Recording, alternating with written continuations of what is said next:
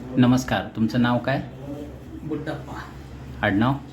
Whittaker. गुड्डप्पा Whittaker. कुठलं गाव तुमचं? माझा निपर्ल. काय काम करता तुम्ही? दगडा पडायची बरं.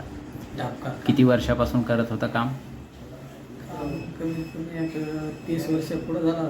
बरं. आता इकडे आलात तुम्ही आसपास. इकडे माझ्याकडे आला तेव्हा तुम्हाला काय त्रास होता? कंबर जाम ताट झालं होता. पूर्ण हे साईडनी सगळं दुखायची.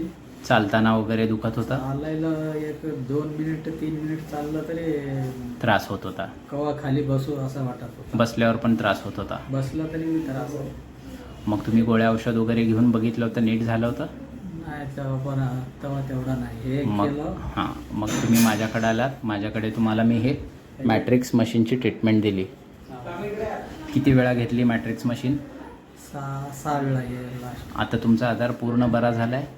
बरं काय मस्त झालं. तुम्ही चालणं फिरणं सगळं सोपं झालं आहे? सोपं काय एकदम मस्त. आता काम करू शकता असं तुम्हाला वाटतंय? कामाला जाऊ असं वाटायला लागलं आहे. हां. तुम्हाला व्यायाम शिकवले आहेत, व्यायाम पण घरी करत राहा. हां.